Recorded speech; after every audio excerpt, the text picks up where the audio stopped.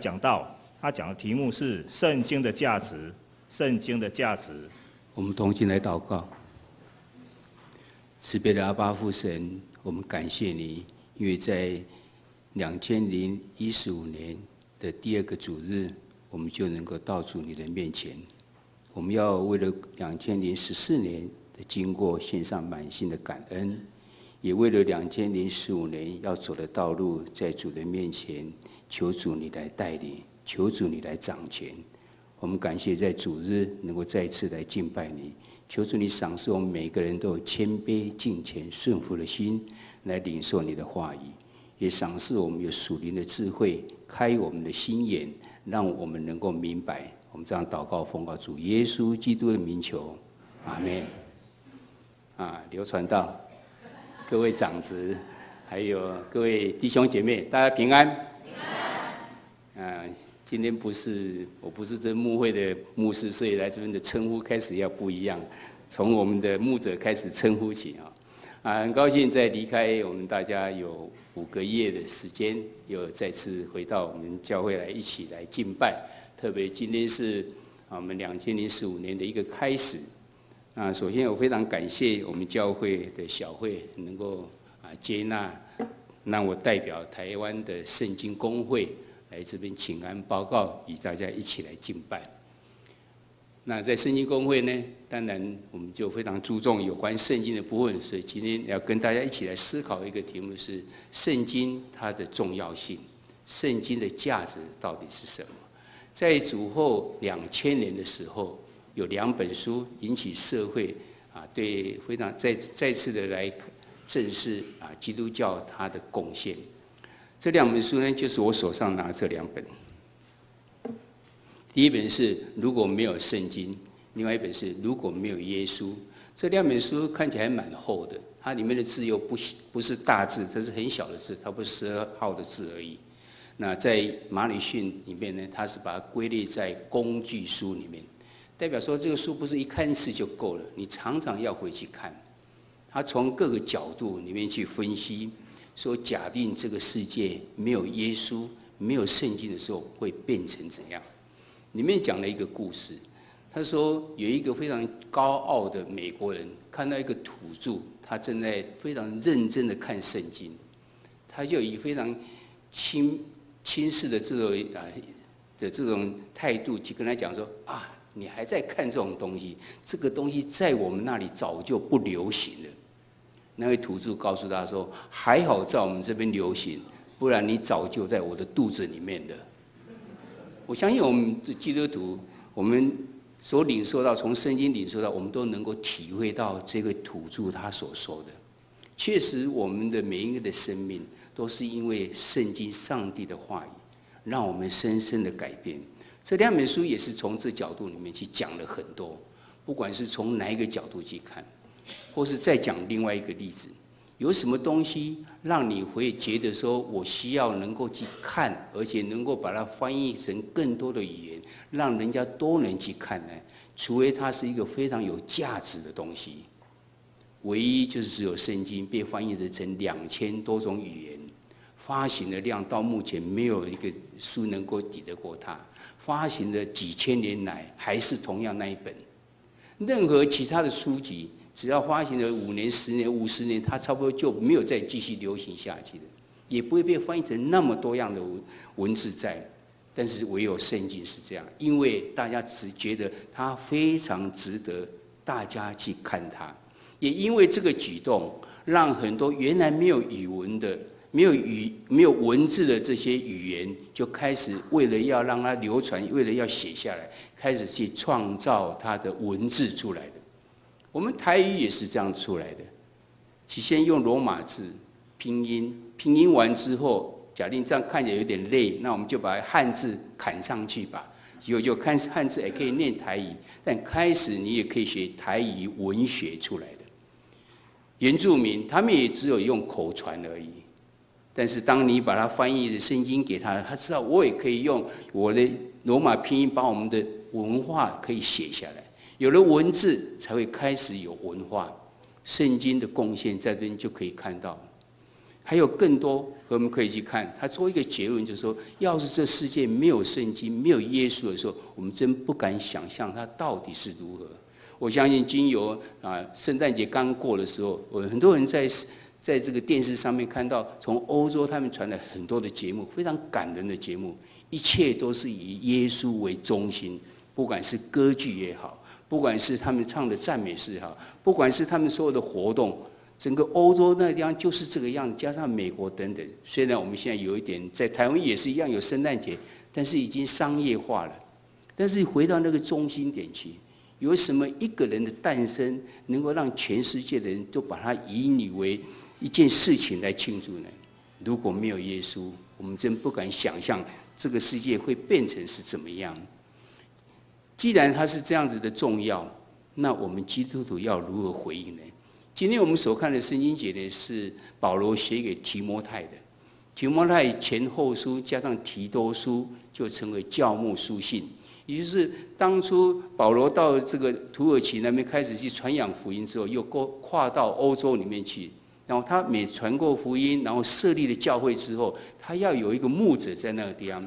他指派了2个牧者，一个就是提摩太，一个就是提多。当他们在牧会中间的时候，他们一定碰到很多的问题，包括行政问题，包括很多事情的处理，包括神学的问题。所以保罗就写了书信给他们。我们把这3本书合称为教牧书信。所以差不多牧者都会努力的去看这三卷书，希望从中间能够得到很大的学习。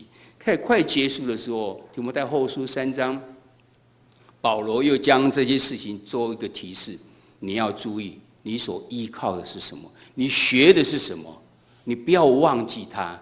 这样同时告诉他，这就是这本圣经有多么的重要，它能够怎么样。所以我们一起来学习，从中间来看圣经它的重要性到底是如何。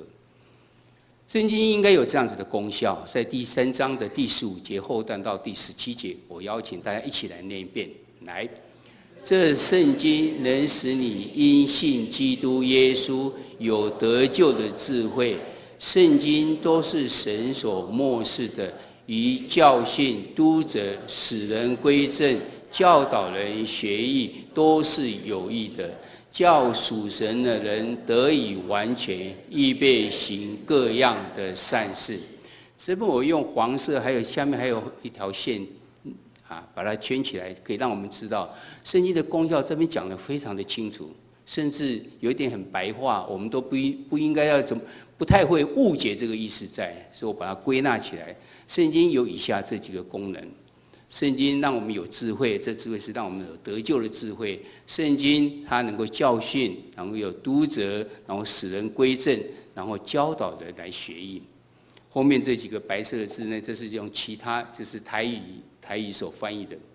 那我们更清楚，教训其实就是教导，不是只是单方面一直讲你不对的，而是引导你走到一个正确的地方，给你一个督责，让你觉得你是应该有地方应该要改正，然后就使人纠正，然后最后就是能够训练人走在正确的道路上。有这些功效，为了要达成什么目的呢？在后面这一段第17节又讲到，达到的功效乃是叫属神的人得以完全，预备行各样的善事。到这边为止的时候，我不知道你们可以开始想象圣经对我的功效是什么吗？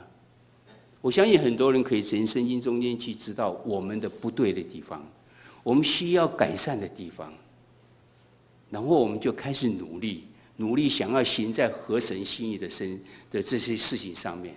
但似乎我们大部分都只是停在这边而已。但这边告诉我们，圣经的功效不是只有这样，它是预备你得以完全，要做后面那个事情，是要做什么？行各样的善事。我们就开始要想象，我们有行各样的善事吗？我们相信每一个基督徒都有行好善事，但是是不是行各样的善事呢？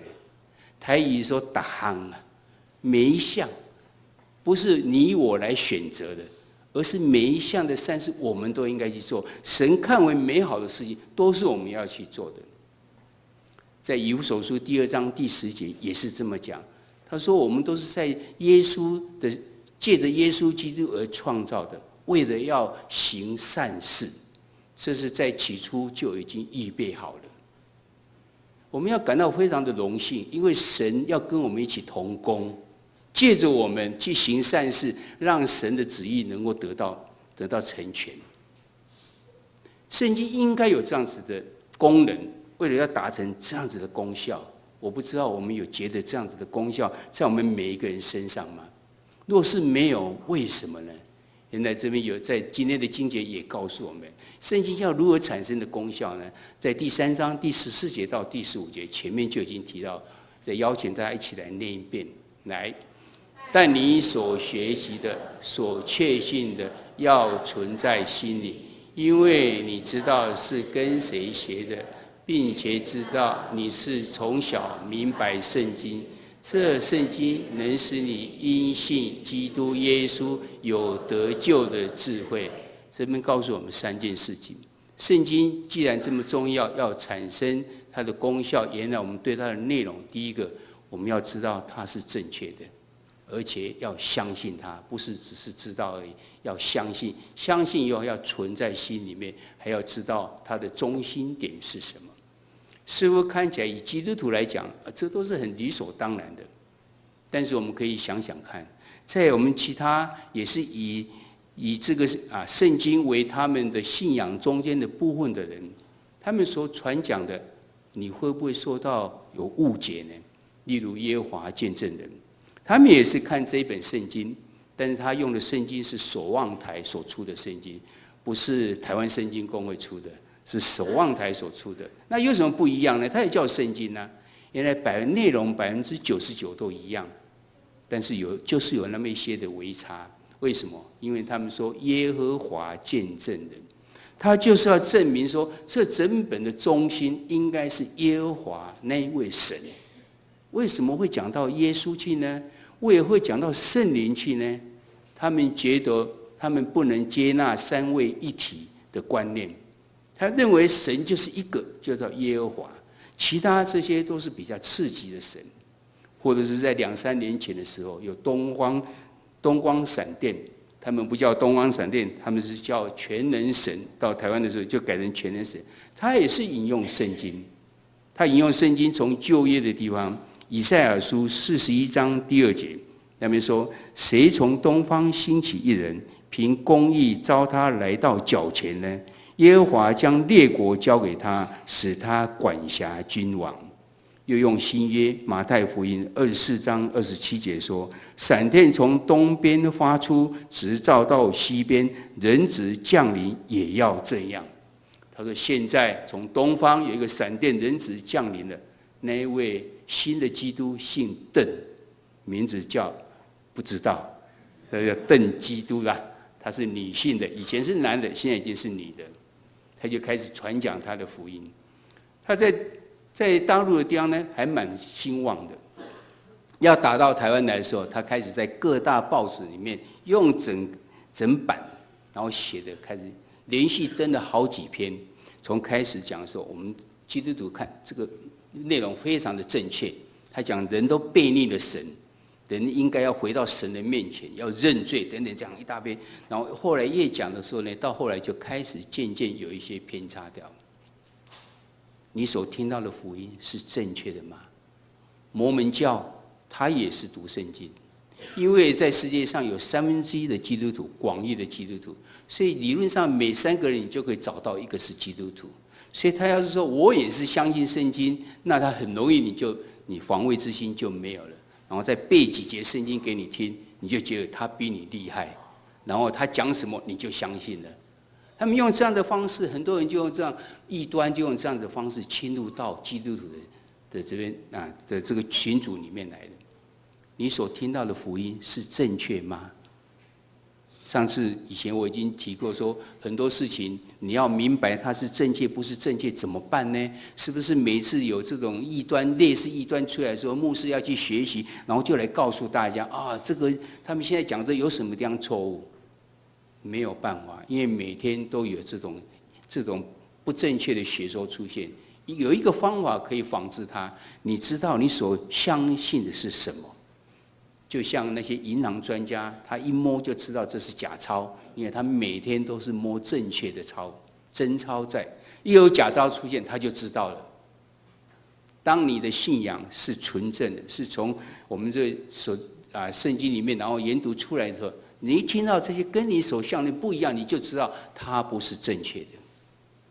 圣经要有功效，是因为你对他所听到的知道它是正确，正确之后你就要相信它，相信它。接下来说存在心里，存在心里不是摆在心里面，我想一想，每次想的时候我就知道它对错，不想就不知道。不，存在心里面，它是已经成为你的心思意念中间的一部分了。就像罗马书第12章第2节所讲的，我们心思意念已经更改了，我们才能够明白神纯全、善良、可喜悦的话语。我们常常讲说，基督徒受洗之后，他不再是老我的，他已经成为新人了。这新人我在活，不是我在活，是基督在我里面活，就是这个意思。你的心思意念完全跟着圣经的所讲的在走了。我们还记得在20-30年前的时候，很流行，有人带着一个袋子写 WWJD。What would Jesus do？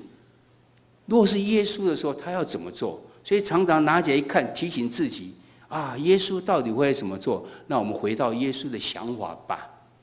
我相信这也是一个很好的想法，但是存在心里面更告诉我们不是这样。你不要这个提醒你，因为它已经是你的思想的一部分，它已经是你的心思意念的一部分了。这个圣经要有功效，是要达到这样子的。你知道你所听的是正确的，你就深深的相信它存在心里面，已经成为你的一部分了，不再是我要去思考它，它才会进来的。而这中心是什么？这中心是告诉我们，我们人是软弱的，我们没有办法靠我们自己，我们唯有相信耶稣基督，才有办法得到这些好的消息，在我们的生命中会成为帮助。圣经是非常重要的，它也透过刚才所讲的这些，都要成为有功效在每个人身上。但我们常常好像没有办法做到，因为我们没有完全做到这圣经上面所讲的。而他怎么样去查验它的功效呢？就是你有没有行各样的善事，自己有没有预备好完全要行各样的善事。我相信圣经的功效再这样看完就看完了，但我这边要提出挑战，你有没有更深的研究它呢？例如这边所写的几个问题，保罗在写着你所学习的，他到底学了什么？他在告诉提摩太学什么呢？你所确信的，他确信的是什么呢？如何存在心里面？跟谁学呢？或者是后面讲说，这圣经能使人因信基督耶稣，使有得救的智慧，是什么意思呢？圣经都是神所默示，是什么意思呢？以教训、督责、使人归正、教导人学义，都是有益的。如何去做到呢？假定我们对圣经希望有更深的了解，我相信你都会提到有关这样子的问题。我如何能够去有更多的资料能够帮助我呢？圣经公会他们有一个使命，就是如何让圣经能够推得更广。等一下我后面会有比较完整的来介绍。但圣经公会呢，只有印圣经的时候，在过去好几十年来，他们都觉得说我只能印圣经，引人来发行圣经、翻译圣经就好，我不能做任何的解释。这是以前联合圣经公会的宗旨，而且是他的所规定的。大家越来越觉得不太好，因为圣经看不太懂怎么办呢？好，他就退一步，他说好，那你们可以写一些说明，我们叫做研读本。但是呢，它不能超过1页里面的1/4，也有这样子的规定呢。你上面都是经文，下面你要解释的话，不能超过1/4，只能1/4而以下才可以。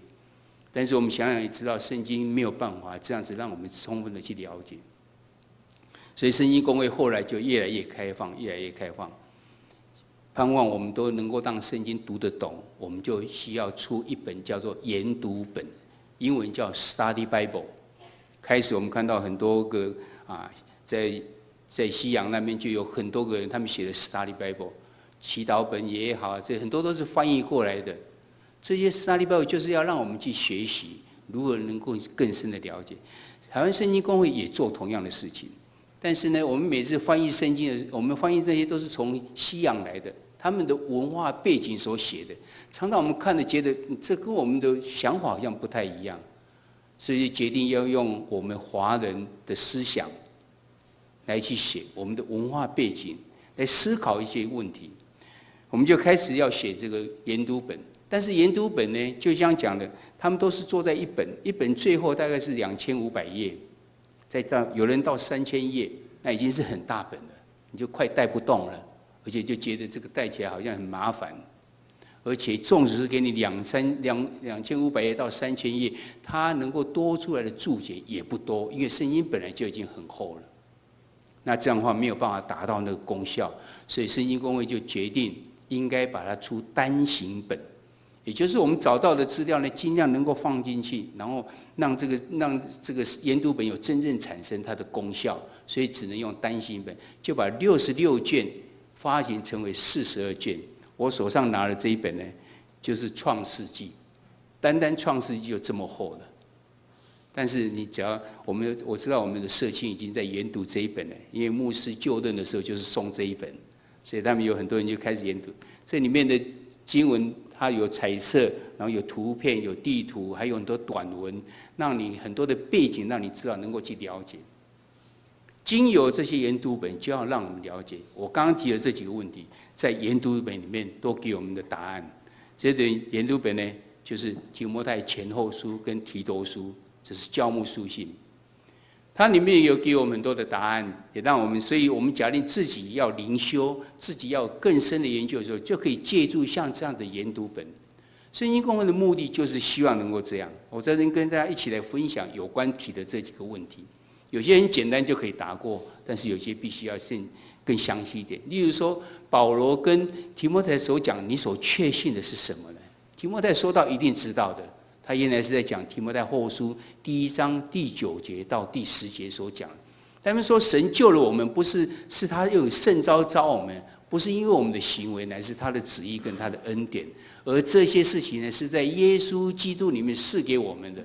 耶稣基督已经把它显现出来了，他已经从死里面将废弃死亡死的这权柄了，借着这个福音呢，让那个不能毁坏的生命都彰显出来了。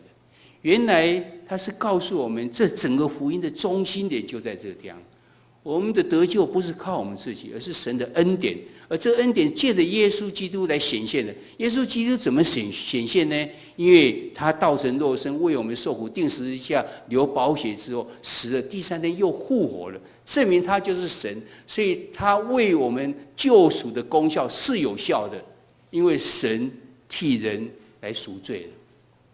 然后又借着圣灵来帮助我们，这就是保罗告诉提摩太他所确信的是什么。跟谁写呢？有的抄本是单数，单数就是保罗；复数的话呢，包括他的外祖母罗以，包括他的母亲尤尼基，都是其他在信仰上帮助他的人，这些人都是成为他学习的对象。学了什么呢？学了他的榜样跟他的见证。那如何存在心里面呢？我刚才已经解释过这部分，就是成为你生命中间的一部分。第5个来看，这圣经让人有什么得救的智慧？这一句话我们现在来看好像似乎很简单，在当时是非常的不简单。新约里面保罗所写的圣经呢，在当初不是像我们现在这本圣经，因为当初没有新约圣经，新约圣经是集这些保罗他们所写的书信，再加上使徒们他们所写的四福音等等，把它合起来以后，到主后300多年才决定这就是新约。所以那时候所看的旧约圣经乃是讲旧约，旧约讲的啥？根本没有提到耶稣啊，他只有提到有一个弥赛亚。你如果能够将耶稣把它连上是弥赛亚，是那一位基督呢，那就非常的必须有这个智慧。所以他讲说，你要有智慧，能够明白。提摩太能够这样子明白，是神的恩典。同时也是因为他开放他的心肠，开放他的心胸，让他能够看见，原来耶稣就是旧约中间所预言的那位弥赛亚。所以这一句话把它诠释起来，应该讲说，提摩太他熟悉的犹太经典中间呢，使他在听到福音的时候，就可以知道耶稣就是那位弥赛亚。他因为接受了，就有这个救恩的。这是这一句话在真正的诠释，应该这样讲。圣经都是神所默示，是什么意思呢？是不是一点一滴话我都不能改？那为何有这样有新译本，有这个和合本，有现代中文译本，还有很多，还有李正宗版，还有这个诗高天主教的诗高本等等这些，那代表是什么？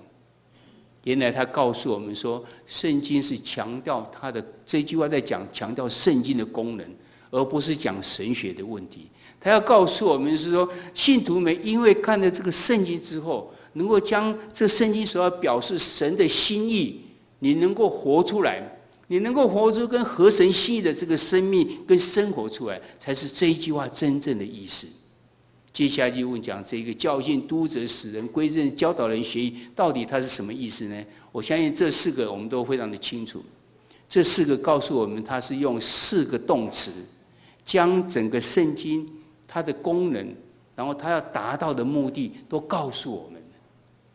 所以把它连起来，意思是乃是说，我们因为人受到教导之后，然后我们就受到指责，知道我们错了，然后愿意被受矫正，然后继续在操练要合神的意。假定我们做更深的研究的时候，我们应该会将这一节经节，提摩太后书3章14节到17节，我们将有更明白的了解。特别是第7节告诉我们，圣经真的让你知道你的错，你有没有接纳呢？你有没有愿意被纠正呢？你有没有愿意继续的操练，走在合神的心意的正确的道路上面吗？因为神知道我们的软弱，他知道我们不可能讲一句话，然后你改就改过来，当然是不可能。但是我们一直在进步中。神告诉我们说，他是公义的，是信实的。只要我们认我们的罪，他要赦免我们的罪，洗净我们的一切的不义。从这句话我们就知道，他知道我们是非常的软弱，所以我们常常必须要这样。这就是使人教导人学义，他所要告诉我们：你愿意接受这样子的操练吗？要是愿意的话呢，圣经就真正它的功效就看出来。所以我们来看呢，基督徒应该要怎样的回应呢？要常常记得说，你听到的福音是正确的吗？你能够所听到的福音是正确的话，你能够明白、确信并持守吗？你有没有失去这福音的中心呢？就是有没有正确的解释呢？这其实就是这4点。我们的行为，我们的得救不是靠我们的行为，是因为神的恩典。这恩典是借着主耶稣基督赐给我们的。耶稣基督透过这几个，他的道成肉身，一直到复活，证明他就是神。所以我们靠着他就可以得永生。他又怕我们软弱，所以他升天之后差遣圣灵来帮助我们，让我们能够明白，并且赏赐给我们力量。当我们这些都正确之后，你对我们有没有产生影响呢？你有没有因为这样的教导，知道人的有限，知道人的不完全而知罪，愿意被悔改来纠正呢？并努力操练，行出合神心意的生活跟生命吗？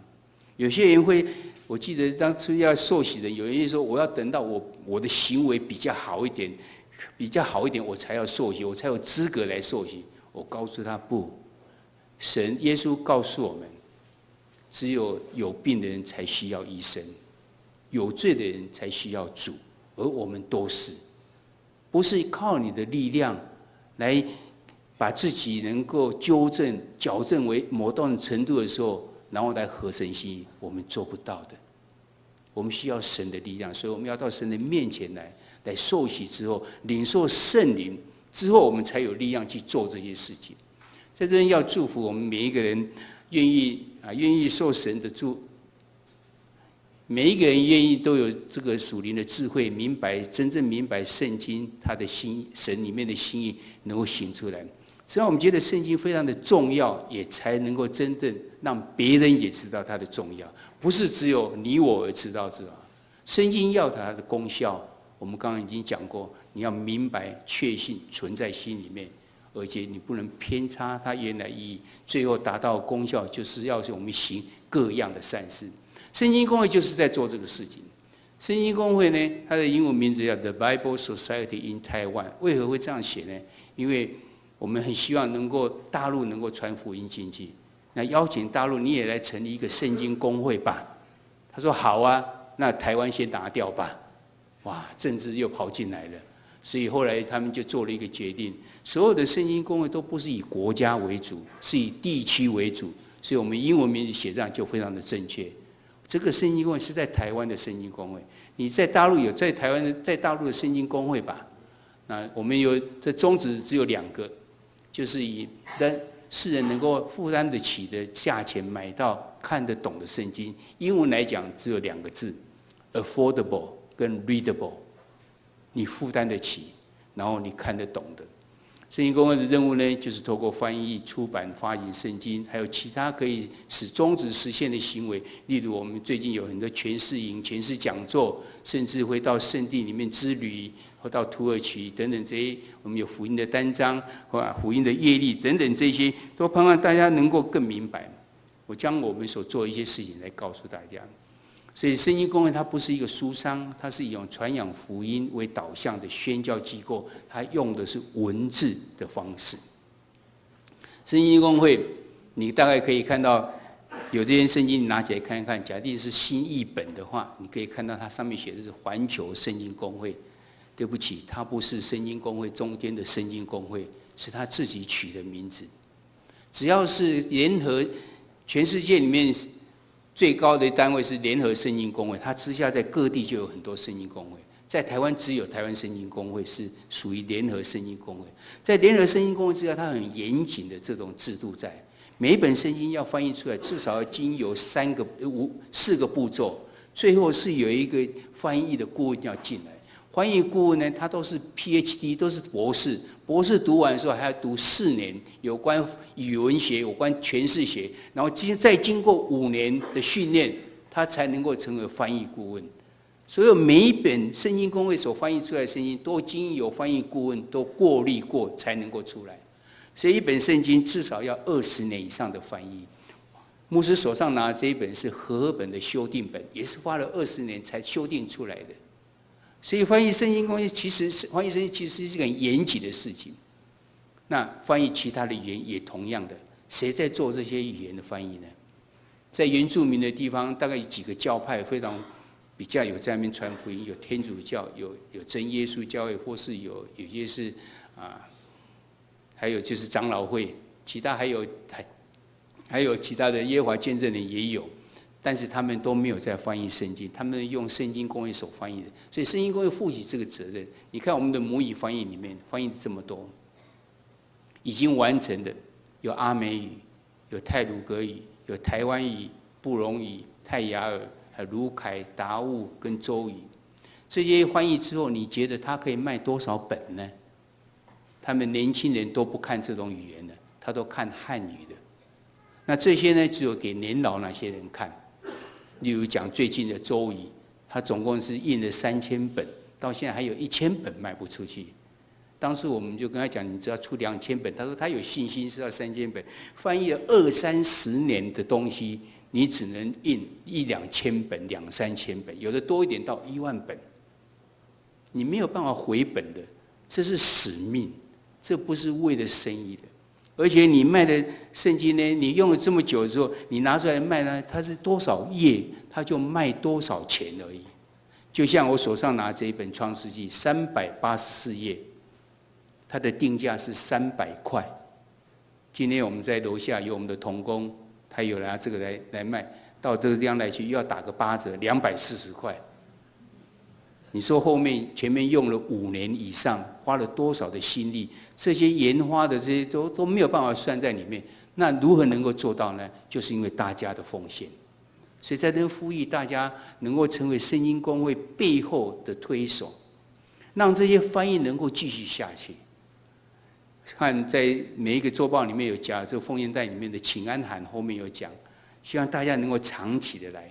每个月100块也好，500块也好，1000块、2000块都有不同的层次。你可以成为我们的会员，在支持什么？在支持的这些翻译，这几个还没有翻译完，这只不过8种语言而已。原住民有14种语言，再加上每25年至30年，语言就要重新翻译一次，因为他们所用语言已经不一样了。像台语里面，我们都非常的熟悉，是什么人叫做脊椎？哇，脊椎谁听得懂？现在很少人听得懂了。但是基督徒都听得懂是脊椎，但是你要传福音给别人怎么讲呢？原来是什么人？什么人？什么大家都听得懂，所以语言是这样子的。和合本已经从1919年到现在，已经在几年就已经满100年了，需要修正，已经修正出来了。现在中译本也需要修正，同时有新的抄本出来，就需要修正。这些事情是没有终止的。如何能够将这些事情能够持续下来，就是大家的帮助。在进行中间可以看到这么多，这普悠玛语言也进来了。在下个月我就要到花莲去跟他们签这个约，让普悠玛的语言可以开始来翻译了。台语的部分呢，现在台语呢，刚刚讲了几日，这边重新改过，在2007年的时候就有，我们把汉字也摆上去。2013年旧约正在努力中，希望5年之内能够把它完成。我们现在研读本已经出了，在我手上这总共是有6本，今年还会出2本，包括《使徒行传》，还有包括12小先知里面的前面的6个小先知书也会出来。我们盼望在10年内能够帮它完成，有没有这个可能呢？有可能。虽然翻译圣经里面的修订本要20-30年，但是写研读本比较可能，因为同时在进行。但是我们如何能够让它同时呢？我们必须找到更多的人，更多的学者，已经过 qualified 的这些学者，他同时在进行才有办法。但这也是需要很多的经费来帮助我们。这系列总共有42本，相信已经用过人就知道，它非常的内容非常的详细，非常有帮助。现在中译本呢也有研读本出来，今年也会出来。再加上我们有些不是纸本的东西，我们有网站线上呢可以去阅读，这些阅读呢都是有版权的，所以没有问题。还加上我们有一些活动，包括是有这些福音的单章啊，或是其他这研读本，或是圣经之理啊等等这些，还有讲座跟诠释仪，这些都希望能够成为圣经，让更多人能够去接受。但这必须要请大家来帮忙，我们透过祷告来带导，透过督促，也透过奉献。我这奉献是长期的奉献，以你的能力的范围，你们长期的奉献，就让这些圣经公会从来没有停过，一直在翻译，不管是重新修订也好，不管是新的语言进来，都一直在做。其他的圣经公会或是其他的圣经的出版，他们只要出版1本就可以卖好久了。再加上和合本已经没有版权问题了，每个人都可以印和合本。但是台湾圣经公会负有很大的责任，他在继续翻译，盼望更多族群人，他们可以用他们的语言看到圣经，特别是那些年老一代的人，他们没有文字可以看，他们只能用听的。现在他就开始读了。大家都知道我们的阿公阿嬷，他们以前在看白话字，大家都以为他在看英文，哇，怎么这么厉害？看的英文读出来又是台语，太厉害了。那就是因为翻译的圣经给他们有这样子，没有读过书也能够读圣经。我想神的恩典、神的祝福就会临到我们中间，献上感恩，我们同心来祷告。